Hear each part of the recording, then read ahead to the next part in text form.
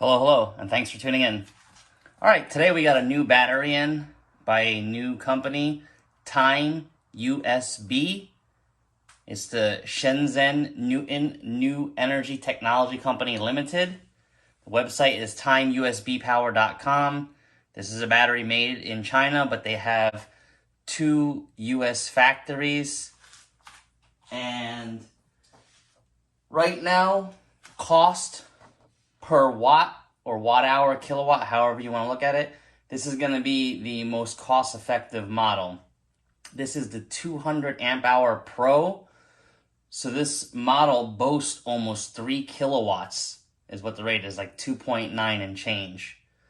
So each of the factories have their certifications, UL, FCC, CE, ROHS. They provide a 5-year warranty for each battery and a 30-day return policy. So we're going to get this thing opened up, see what comes in it, and see what we got. Okay. In the top, we have a product manual. It's a 12.8 volt, 200 amp hour Pro, 100 amp BMS. And it looks like a quick start guide on the back. That's pretty cool. Nice animations. This looks pretty decent. We'll see. All right, on the top here, we have something that says, "Tear me off." Hi, here are your post bolts. Oh, sorry about that. All right. Let's see what kind of hardware we get with this. It's packaged pretty nicely. All right. Let's see. Looks like they give some M8 bolts. Okay. Well, it looks like you get 2 sets of bolts, washers and lot washers. So that's pretty good. Some extra hardware, and it looks like they also include positive and negative caps. So that's also good. All right, let's see what we got here.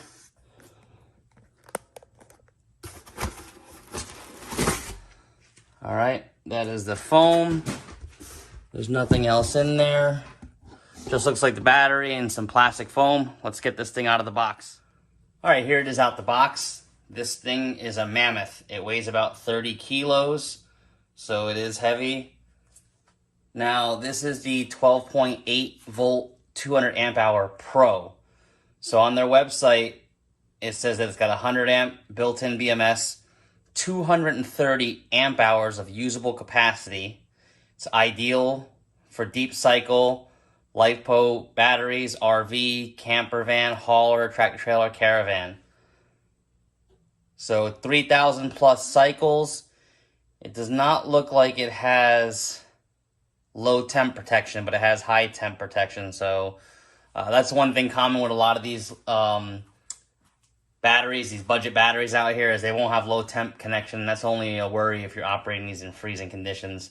You can series parallel these up to 47 kilowatt hours. I think it's 16 of those batteries.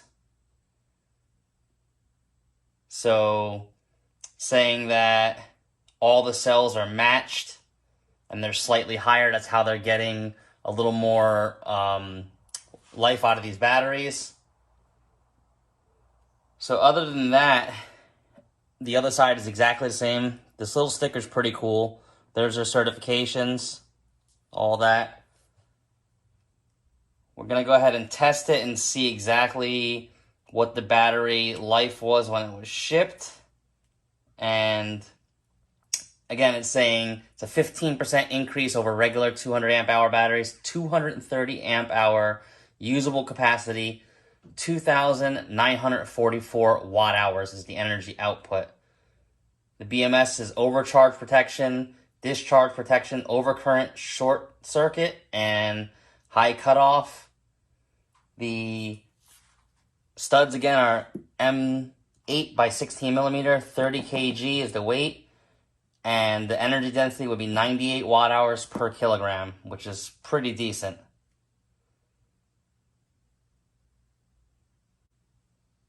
They recommend not mixing the batteries. They say it's non-toxic, everything in there. They have 2 factories here in America. So let's see what we get, what we were shipped at, and we'll get it on the charger.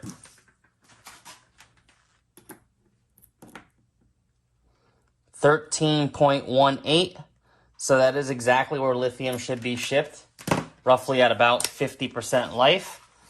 So let's get the charger hooked up to it and get it charging, and while that's happening, we'll go through the instruction manual and the quick start guide. All right, we got our charger on there, and we are charging there at 13.24 volts, and we'll let it charge all the way up on this lithium charger. Let's go through that instruction manual and see what we got. Okay, so here we have the quick start guide, operation, product manual, operation guide. It says carefully read through everything. Due to shipping regulations, 30 to 50%, which we've seen. You must charge it beforehand with a LiFePO charger.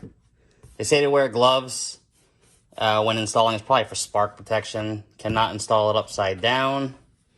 Up there is all your information to get a hold of the people. And here it shows you, do not connect negative and positive. Wrap the terminals during handling process. Make sure your polarities are correct on the inverter. There's all the power supports up to 2,000 watts. Don't disassemble the battery. And how to store it. So just a quick user guide there. The product manual here shows everything we talked about. It's blue and white color, 20.5 inches by 9.5 deep by about 8.5 high. There's the M8 by 16 bolts. You get 4 of those and some covers. That's the general information there. 14.4 is the charging. Max continuous load is 1,280 watts. We'll see about that. Talking about tightly screwing everything in. Just safety features here. The little guy's funny. And this is all your battery information there. Everything's on there. The impedance, what all your charge rates are, your discharge. So it's 100 amps. BMS charge and discharge is 100 amps. Max discharge is 280 amps. Max continuous low power is 1,280 watts. And again, you don't want to discharge it, or you don't want to charge it in anything under freezing, because you could damage the cells. There's no low cutoff protection here. Battery temperatures, capacities, charging methods, and discharging. We are charging it with a LiFePO charger, and it shows you at 0.2C and 0.5C around when it's supposed to be charged. Those are going to be your controller settings. We'll try these settings, but we found that most charge controllers have decent settings already pre-programmed. You can charge with a battery charger, an alternator, or a generator. There's all your stated charges, how to connect the batteries in different configurations. So this is pretty decent. This is one of the better translated manuals that we've seen. Everything seems to be translated pretty well in here. The pictures are pretty clear and they're colored, and it shows you red for positive, blue for negative. Shows you exactly how to set it up with bus bars. So overall, this thing definitely gives a lot of information in this book. Here's your wiring diagram page so you can plan for your connections. And all this is your inverter setups. Have a battery cutoff. You should always have a battery cutoff. And leave the batteries for 30 minutes just to check the voltage. And again, so 18 to 36 volt solar panel, 10 to 30 minutes without controller. That's a little weird. Maybe because they got that BMS in there that you can hook directly up to it, but I wouldn't do that. And that's about it. So yeah, pretty decent, informative instruction manual. We're just going to let this thing continue to charge up, and then we'll come back and put a load test on it. All right, the battery is fully charged, so we are going to let it sit and rest for a while and see where it levels off. All right, we got the Timeusb battery fully charged up. If we look here in the paperwork, it says that 13.5 volts is 100% estimated state of charge. And after you pull it off the charger, you have to wait a few minutes. Don't let it, don't test it right after you're done charging it because you'll get a false reading. So this battery has been sitting up for some time now. And we will go ahead. 13.75. So this battery is fully charged. We're going to hook up a power inverter to it, pure sine wave, and do a load test on it for a few hours. So we'll set everything up. Okay, we got the Timeusb battery here. It is fully charged, 13.63. 13.5 is fully charged in this battery. Make sure you got thick enough cables. Everything's hooked up tight. We're using the LiFePO4 1500 watt pure sine wave inverter. 13.7 there. We'll come down here and we'll check the amperage. Slight little draw on it, and we're gonna go ahead and run this up to max heat setting on the heat gun. And we'll see what we get.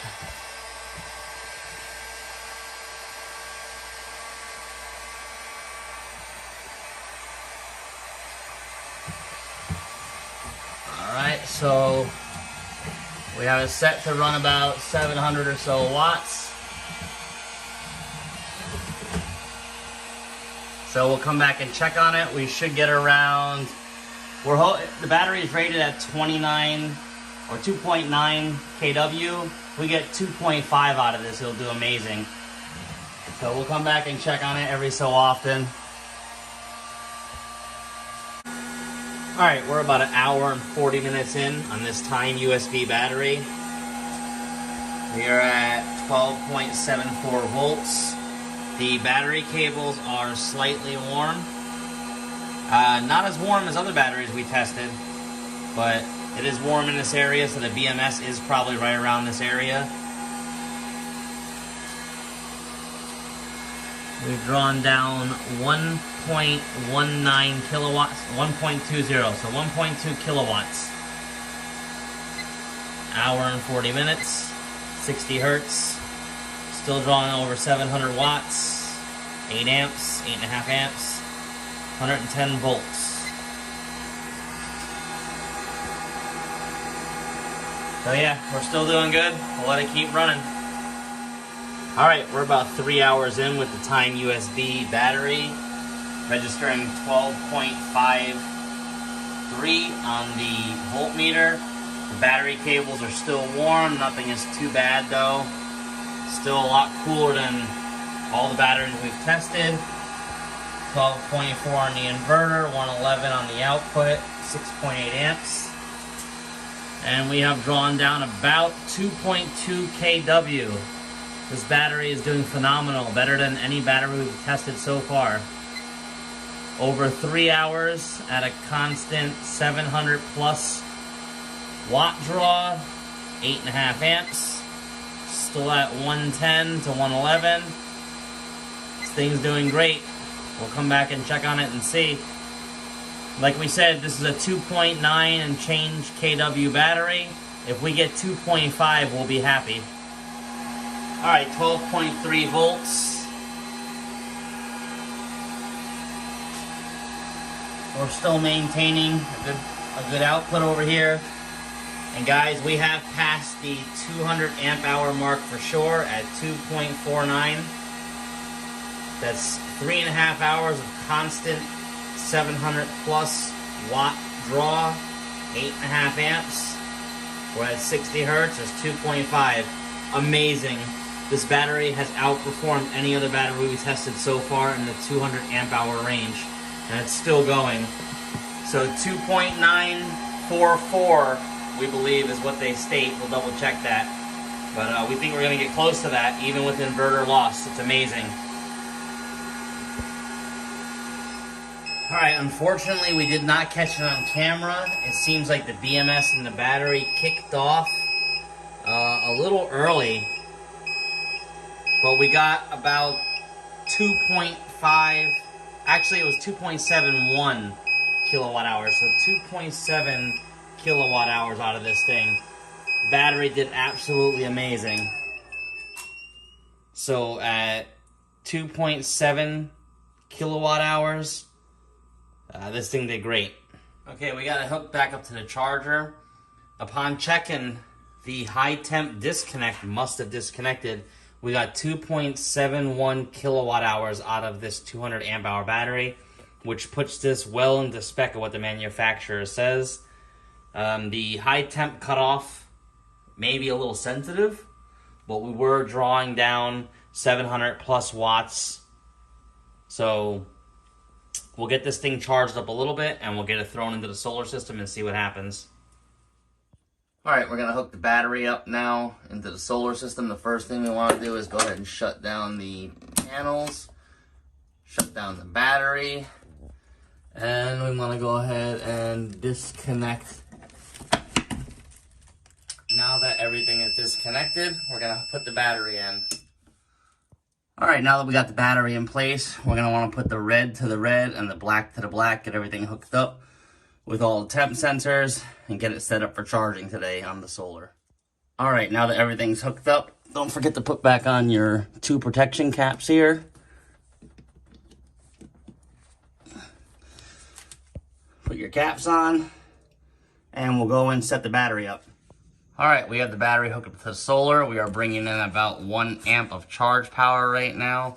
We are at 12.5 volts, which if you look here, we are at around between 1 and 10%. So we're showing 0 amp hour, 0% there. We'll let it charge up and see how it does in full sunlight. All right, it's a few hours later. We're at 27 amp hours, 12%. We are charging at almost 29 amps. Battery voltage is 13.1, and we're bringing in almost 400 watts of solar. So the battery is doing well. It says it would take 7 hours to completely charge at this rate. So we'll see if we can get the full charge out today. All right, it's about 12 o'clock. As you can see, we're bringing in almost 36 amps, 475 watts of solar, 44% or 44 amp hours charged, 19% of the total battery's capacity, 13.3 volts, and this is about 5 hours to charge this 230 amp hour battery to full. And it's noon, so we still got about 4 hours of sunlight, so we should be able to recharge this battery today.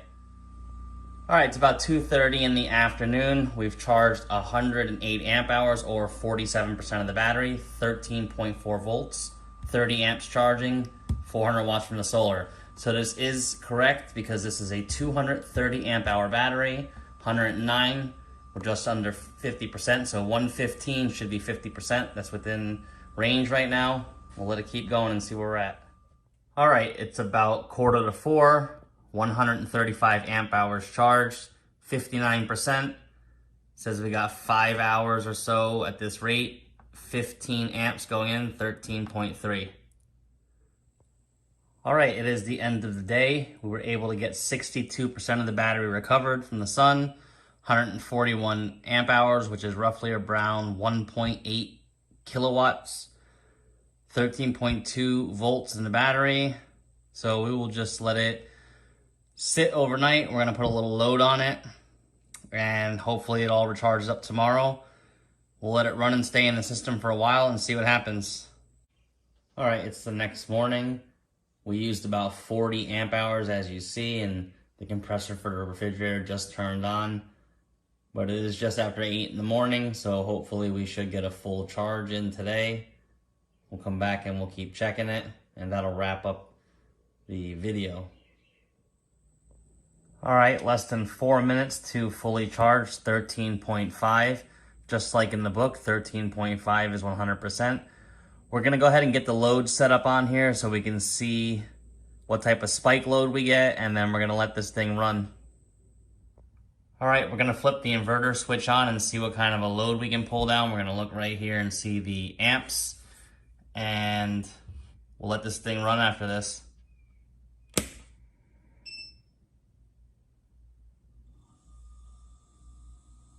Almost 100 amp draw there. That's pretty good.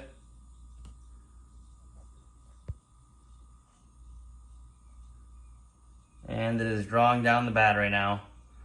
Alright, that's it. We'll let it run for a little while, and we'll do update videos on this thing, but right now it seems like it's a legit solid battery. Thanks for watching. Please subscribe.